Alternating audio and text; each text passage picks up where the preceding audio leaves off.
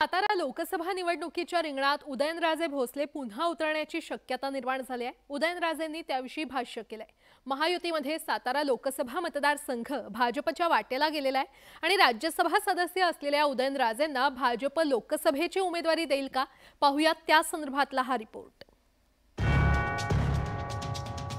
राज्यसभेचे खासदार असलेले उदयनराजे भोसले पुन्हा लोकसभा निवडणूक लढवण्याकरता मैदानात उतरण्याच्या तयारीत आहेत।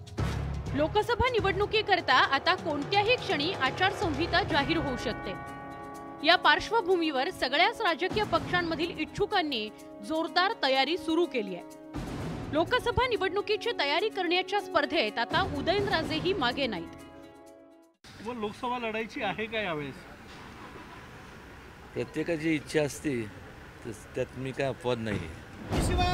उदयनराजे भोसले सध्या राज्यसभेचे खासदार आहेत, पण त्यांचा लोकसभेचा अनुभव मोठा राहिलाय।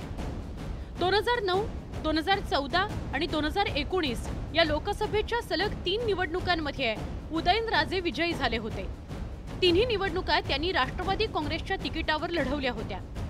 2019 मध्ये राष्ट्रवादी काँग्रेसच्या तिकिटावर जिंकल्यानंतर त्यांनी खासदारकीचा राजीनामा दिला होता। सप्टेंबर 2019 मध्ये उदयनराजेंनी भाजपमध्ये प्रवेश केला होता। त्यानंतर झालेली पोटनिवडणूक उदयनराजेंनी भाजपच्या तिकिटावर लढवली होती, पण राष्ट्रवादी काँग्रेसच्या श्रीनिवास पाटील यांनी उदयनराजेंचा पराभव केला होता। शरद पवारांनी पावसात घेतलेली सभा उदयनराजेंचा पराभव करण्यासाठी महत्त्वाची ठरली होती। त्यानंतर 2020 मध्ये उदयनराजेंना राज्यसभेवर पाठवण्यात आले, पण लोकसभेचा विचार अजूनही त्यांनी सोडलेला नसल्याचं स्पष्ट होत आहे।